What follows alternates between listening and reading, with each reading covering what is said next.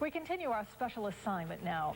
When a child gets caught in the American storm of drug abuse, the results can be devastating for his or her family. But Rich Newberg is here now with a story of encouragement for parents who may be losing hope. Rich? Well, Jackie, no one has the sure formula for saving the kids whose lives are being destroyed by drugs. But based on the experience of the Stearns of Amherst and the treatment their son received in a special program, there is reason to believe that families can weather the storm of drug abuse.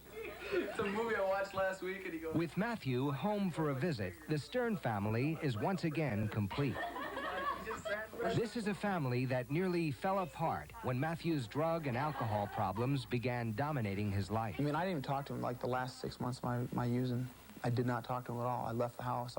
It was totally breakdown. I didn't want any part of him. But to the outside world, Matthew Stern was the all-American boy, a boy who charmed his way through life, even when he was dealing in large quantities of marijuana or experimenting with any one of 22 different drugs, including cocaine and LSD.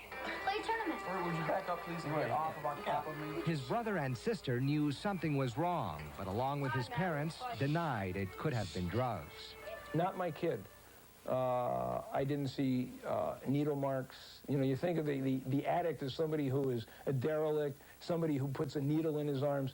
In Amherst, you won't find open dealing in the streets or addicts lurking in the shadows. But in high schools like Williamsville North, touted as among the best in the state, Matthew says he wasn't alone in his obsession with drugs. It's used in school, out of school, during school, you know, before school starts. I set a goal when I was in 10th grade to get high before school and after school every single day. That was my goal in school. It was like, I want to go to school high, and when I get out of school, I want to get high again. For these teenagers, getting high was also a way of life until their eyes were opened to the realities of drug abuse. This is where Matthew began turning his life around. This is the Straight program in Plymouth, Michigan.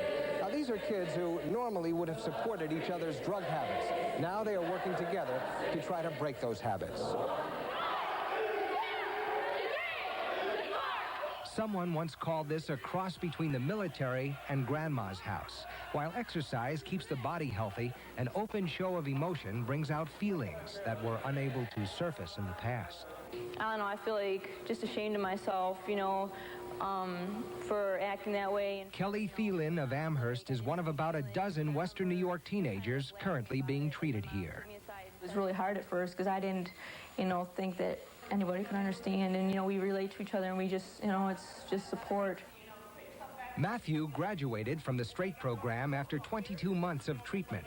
He now wants to counsel other kids in trouble, but knows his own battle against addiction must be fought every day of his life. It's a daily thing I got to work on. And if I don't wake up every morning and think, well, today I can't get high, that's when it's going to get me. The Straight program involves all family members in the treatment process. It costs $12,000 a year, so it may not be for every family. But, Jackie, its success rate is 75%. At $12,000 a year, it's certainly not for every family, unfortunately. But now you had to go to Michigan to see this program. Is there anything like this here in the Buffalo area? There's nothing long-term in our area, to my knowledge. As I said, for Matthew Stern, it was a 22-month program. There are waiting lists. A lot of the programs here are 28 days. And Richard Reeve, tomorrow night at 6, is going to have more on the shortage of clinics in our area. All right. Rich, thanks very much. Bye.